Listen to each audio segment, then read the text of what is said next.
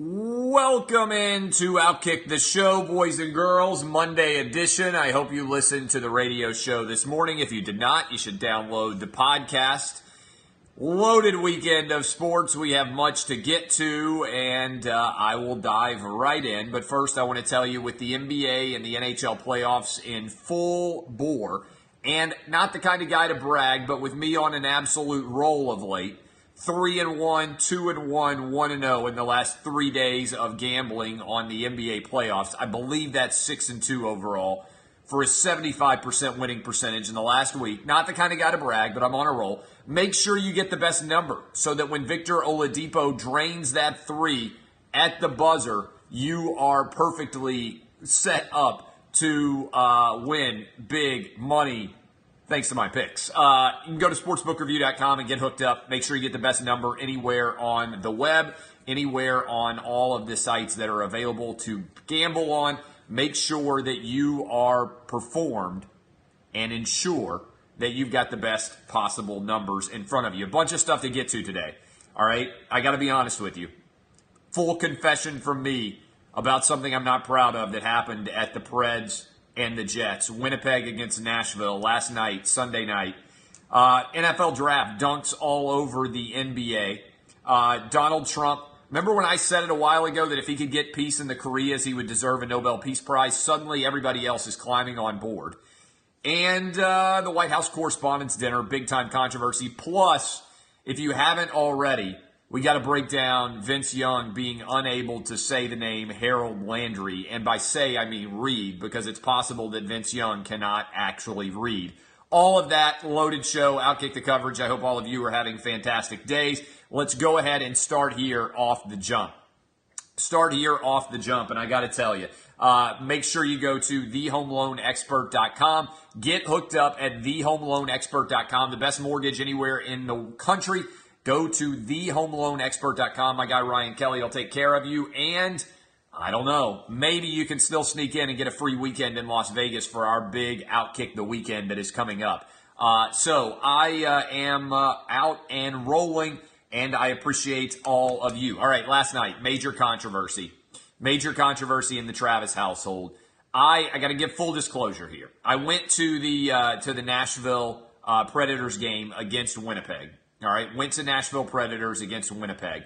And I was on the ticket site. I was on StubHub, like constantly looking to see what the latest number was going to be. And I ended up buying 4 tickets for about $300 each. Decent seats down in the lower bowl, $300 each. Took my wife and all 3 of my kids. Now, my 3-year-old, I just had sit in the lap. So that's what, that was the plan. That was the plan all along. Everything was going fine up until 1 minute left in the game when the Preds give up the goal to go into overtime. And at that point in time, I got a little bit nervous. I'm going to be honest with you guys. I got a little bit nervous. Full confession.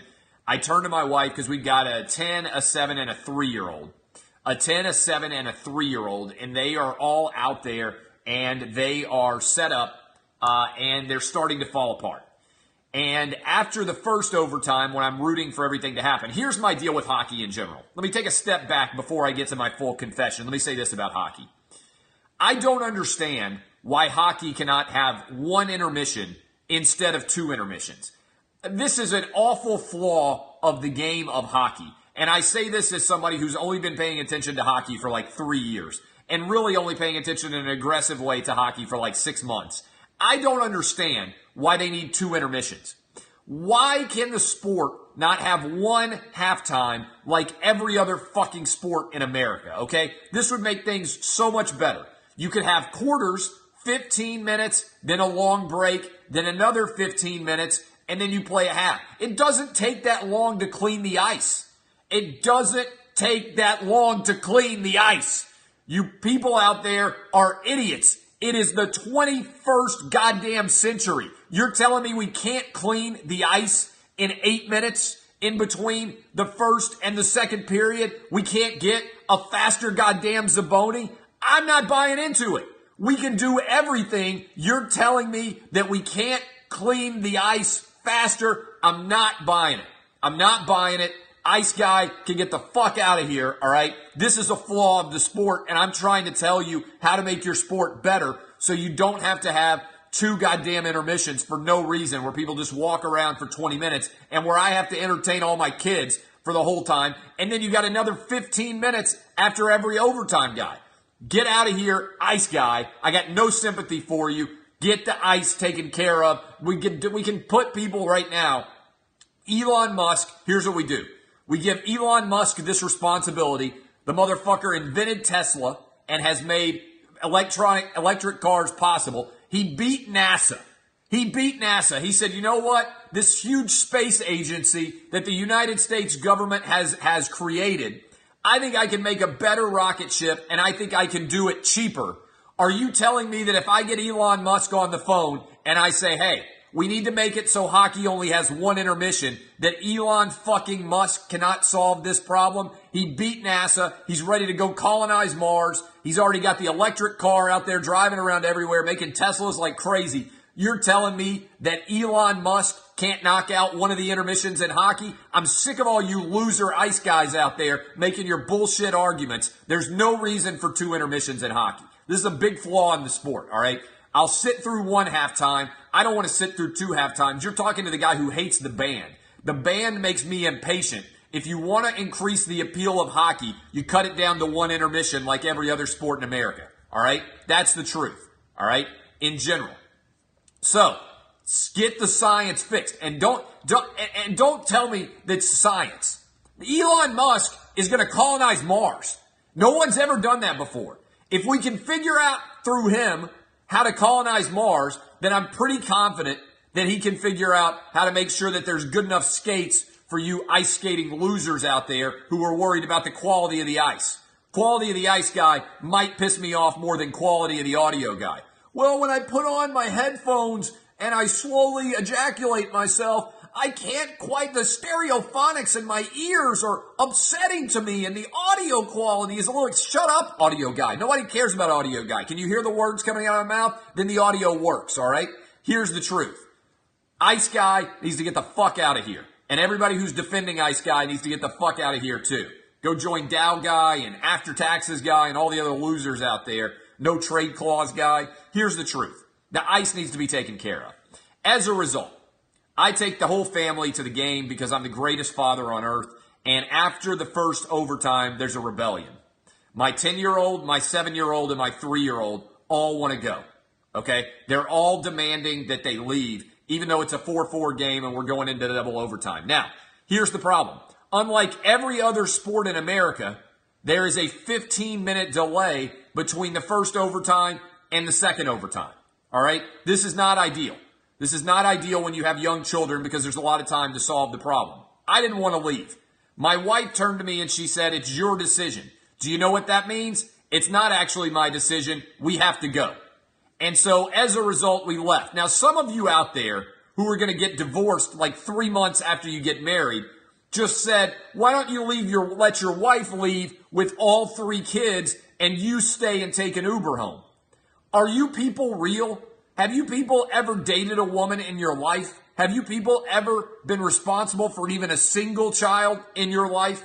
I'm telling you right now, if you tell your wife to leave a sporting event with 3 young children and walk to the car, several things can happen. None of them are good. The best possible outcome to that is that she gets to the car by herself with all 3 kids, gets in and drives away and gets home and is angry at you for the next several months. That's the best possible outcome from me telling my wife, here's the keys, honey. You walk all 3 boys through the dangerous dark alleys of Nashville after 10 o'clock at night by yourself, carrying a 3-year-old with a 10-year-old and a 7-year-old in cahoots, fighting the whole way, dropping shit everywhere, and get in the car, get them all loaded up, get in the dark parking lot, and drive home. That's the absolute best case scenario because she's only mad at me for months. Here's the worst case scenario. A kid gets kidnapped and or hit by a car. If you are a dad and your kid gets kidnapped and or hit by a car while you watch a hockey game, you are done for. Your life is over. You will never be able to recover from the fact that you chose to watch game 2 overtime and as a result, your kid got either kidnapped or hit by a car. And or potentially the kid gets lost. There's a disaster that can ensue. God forbid your wife gets kidnapped, the kids are left outside, next thing you know, she's been raped and murdered, and you're sitting back in the Preds arena watching them play fucking the Winnipeg Jets. When the family leaves, the husband has to leave with the family, period. Now, you may call this sexist, I call it basic biology, a living truth. The only option I had there was I could have said to her, you stay and watch the game. I'll take all 3 of the kids. You take an Uber. Just walk outside, get one on the sidewalk. If you are a grown man and you put your wife in physical peril like this, along with all of your male heirs, you should have your penis chopped off. That's mosquito dick thinking. You have to make a solid decision. Now, your criticisms of me for leaving in the second period right before overtime started. I heard what happened in the car as I was driving my kids home, like every good father would in that situation. I was checkmated, and I just chose to turn my king over and let him rest on his side. I had no good moves. I was trapped. There was nothing I could have done. I could have said to the kids, suck it up, kids. You're going to stay here. And then I turn into crazy sports dad. And for the rest of their lives, at least the 10 and 7-year-olds are going to remember when we go to a sporting event with dad, we can't leave no matter what. People out there saying hire a babysitter. People out there saying hire a babysitter. The whole purpose of going to the game was taking my kids. I'm rich. I don't like to go to games anymore.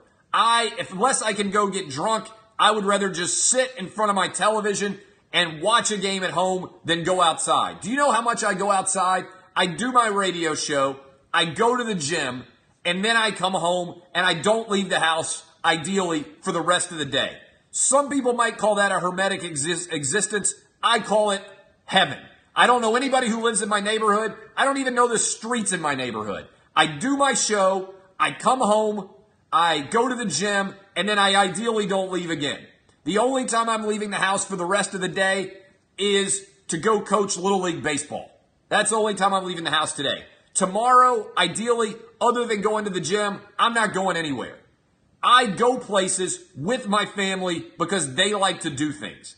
I'm old now. I'm happy to just sit in my house and read and watch TV and hang out.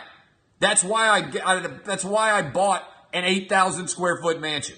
So I could just sit at home, I can walk in, I can take my pants off, and I can be here all day. Dead, motherfucker. And I can then just sit back and do my show on Periscope and Facebook. Everything that I do all day is here. Just finished a 350-page book. Boom, done here. Walk in the house, bam, pants are off, and I am just hanging out. The purpose of being rich is never having to do anything you don't want to do anymore. So when I go out to a sporting event, I'm choosing to take my family with me, all right? That's the only reason I go. If I want to go out on a date, I don't want to go out on a date, first of all. I don't really want to go out on a date. I'm almost 40. Where am I going to go on a date that I haven't been before? Maybe go out to dinner? I would rather sit back and watch Netflix and honestly chill with my wife at home right now. I haven't gotten to watch Billions or the newest Westworld yet. The minute that I finish this show, I'm going downstairs and I'm watching Westworld and Billions. That's a wild night for me. So anyway, the reason why I didn't get a babysitter is because I take my kids to go do fun things. Now, the one thing I will say about the game is hockey is infinitely better than everything that has to go on with the NBA. Hockey dunks all over the NBA. The NBA is the most overhyped product in America right now. ESPN is out here fluffing the NBA like nobody's business. They got the NBA's dick in their hand all day long, giving it a nice slow stroke. They are getting lotioned up. They are giving the NBA the business. It's the longest happy ending to a massage that has ever gone on in the history of mankind. I'm going to get to the NBA in a minute. But in that moment, it was a great game between Winnipeg and the Preds. They gave out lightsabers. My kids are having a great time. They're fighting with the lightsabers. Amazing intro.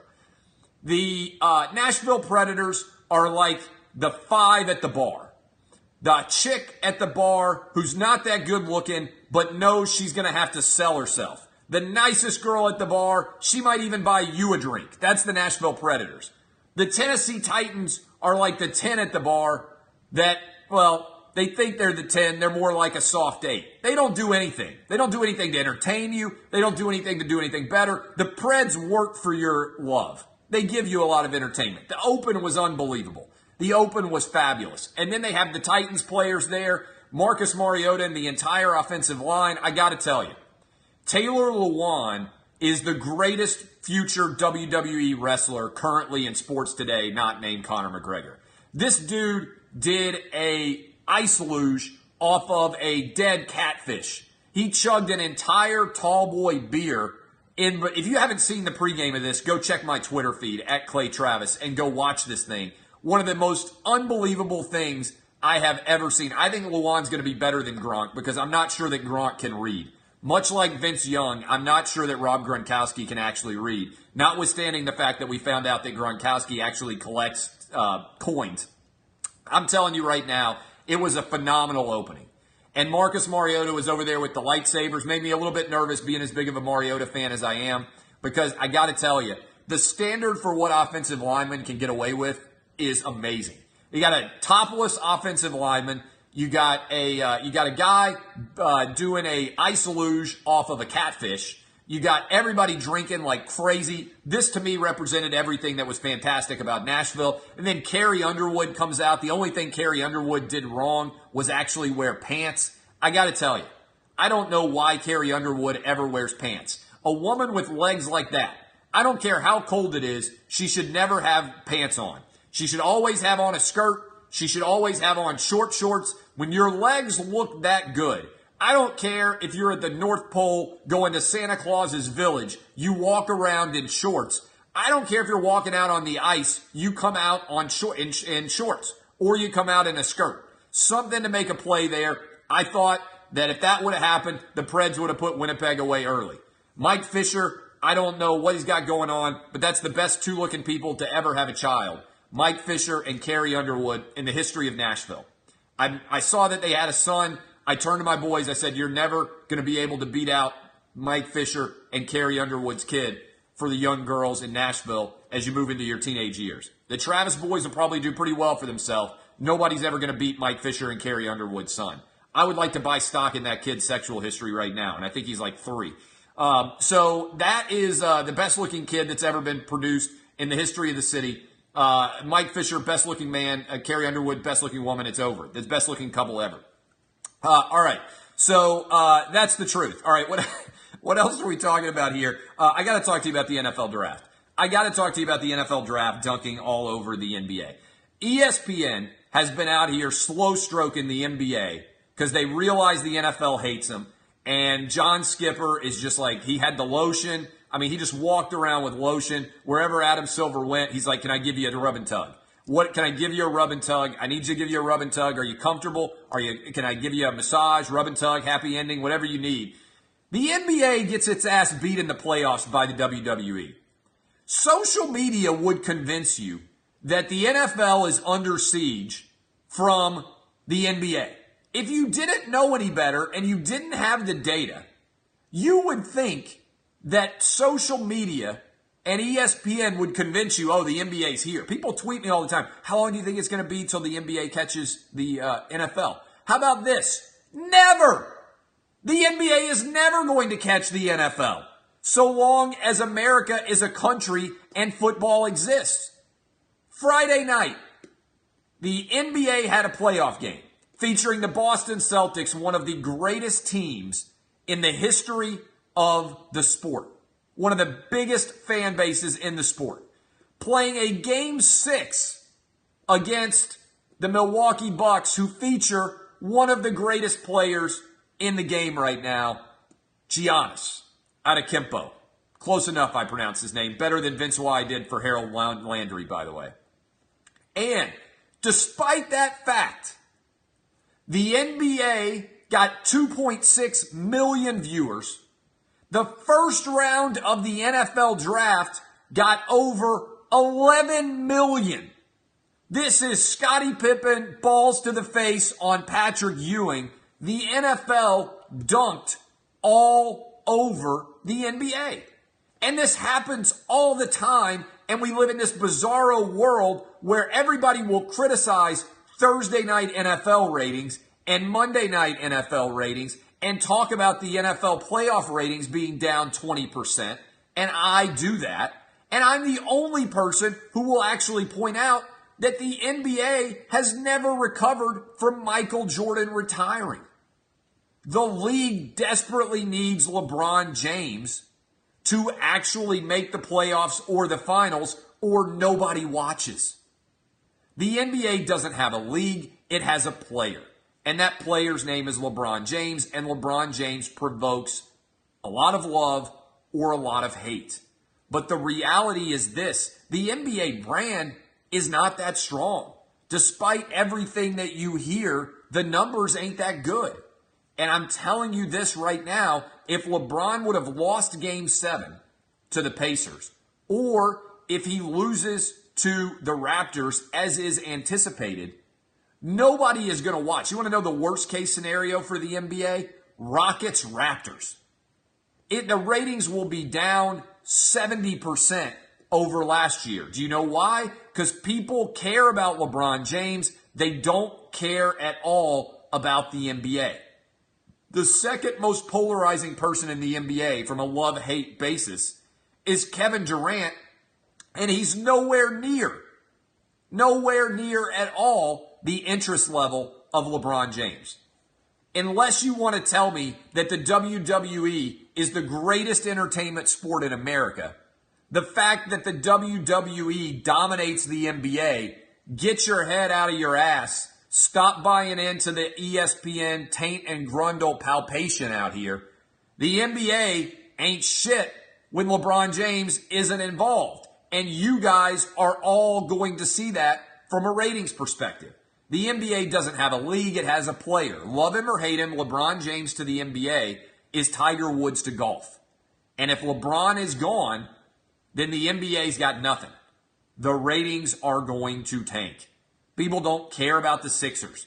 They don't care about the Raptors. They don't care about anybody but the Cavs in the East and the Warriors in the West. If it's not Cavs Warriors, nobody is watching. And I don't know why anybody else won't tell you that. The NBA television contract is such an albatross around ESPN's neck. They are going to lose hundreds of millions of dollars if LeBron doesn't make it to the NBA Finals. And it does not look like LeBron is going to make it to the NBA Finals. All right.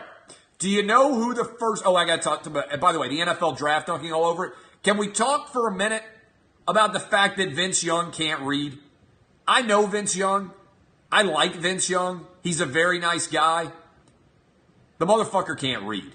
If you saw him get up and try to announce the second-round pick for the Tennessee Titans, the man's name was Harold Landry.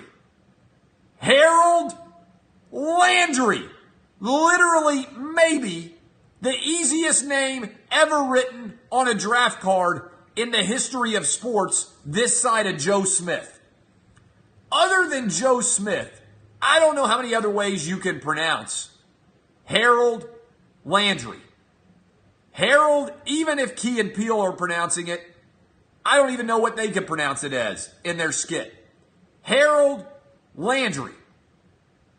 Vince Young called him Honor Landry. He somehow turned Harold into honor. This man got a 6 on the Wonderlic.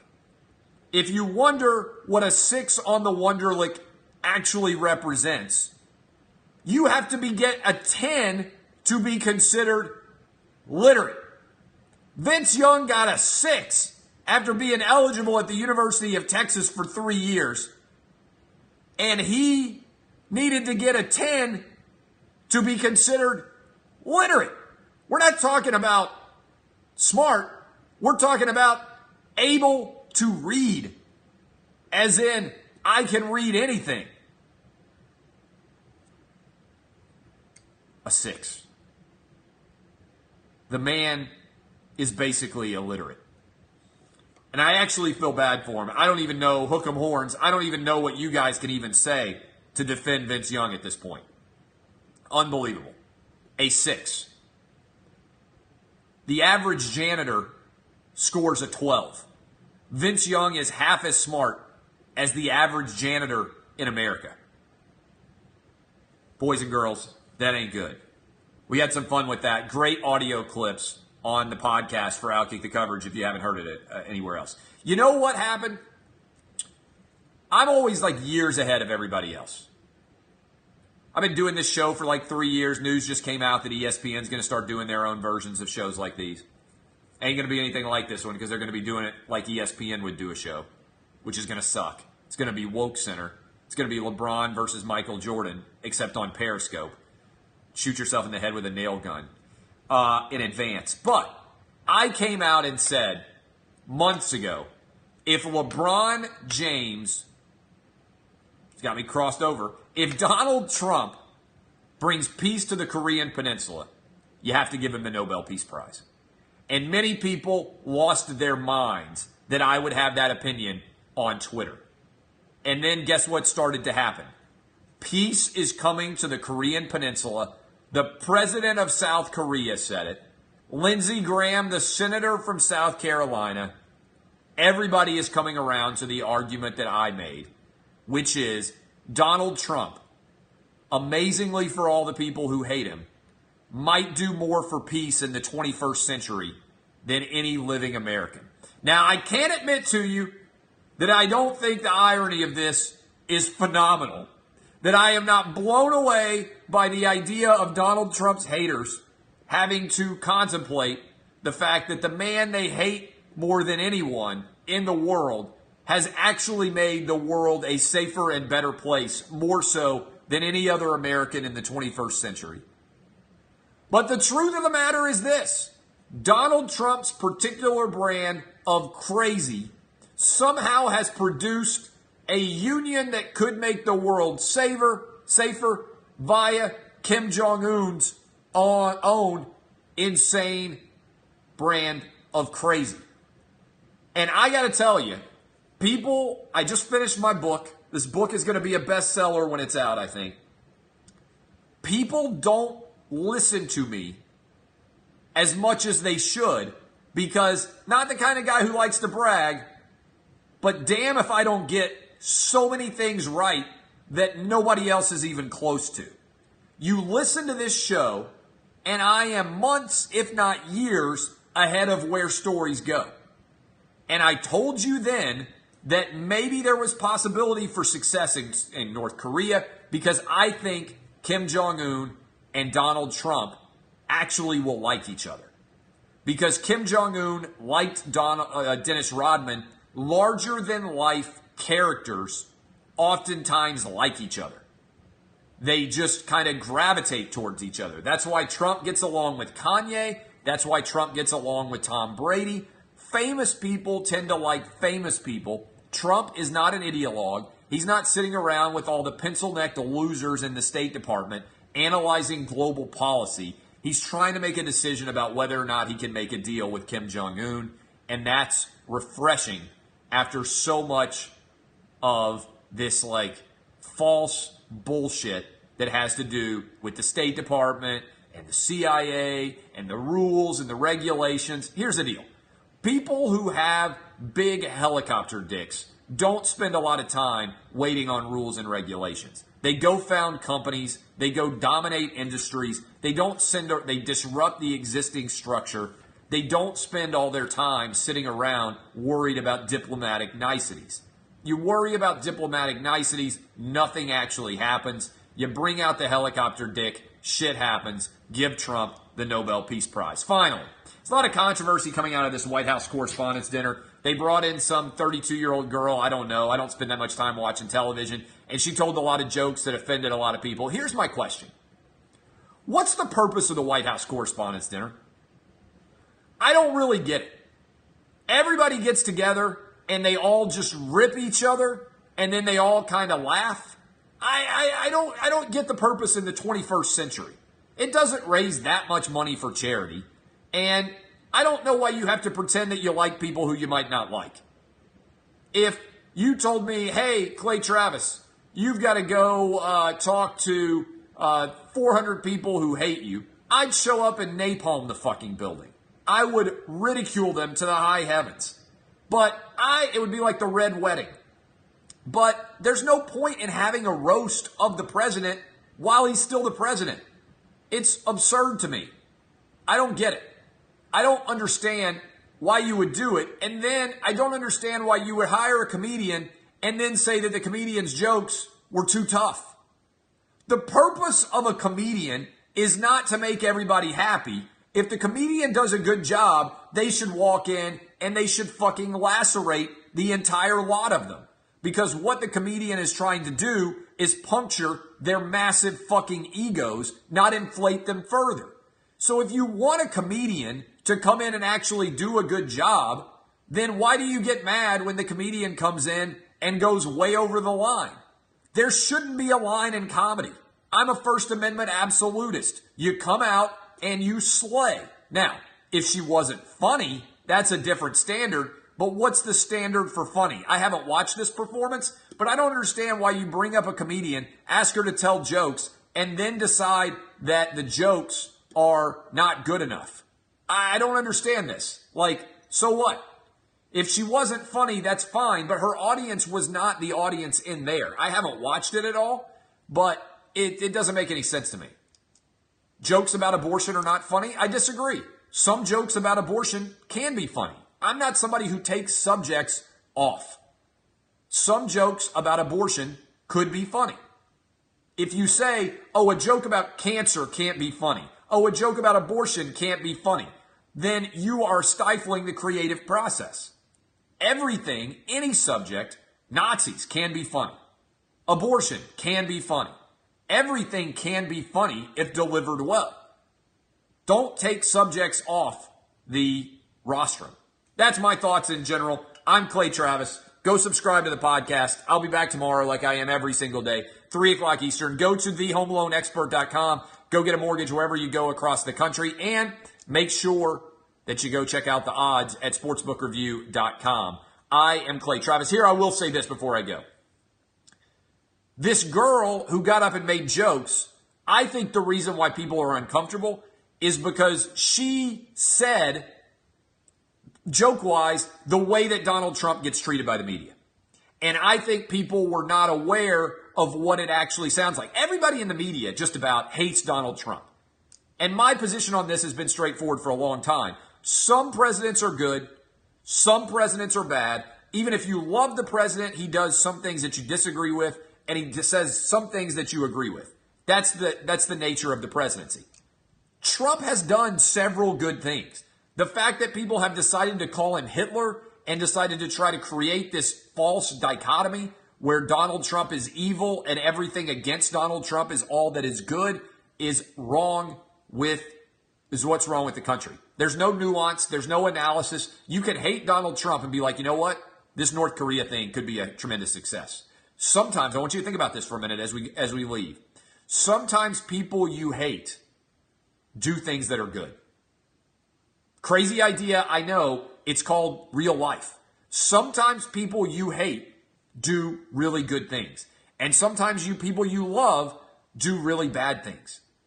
Don't be an ideologue. That means that you're on one side or the other and you don't look at facts. We got way too many of those in this country today. I'm Clay Travis. DBAP, don't be a pussy, boys and girls.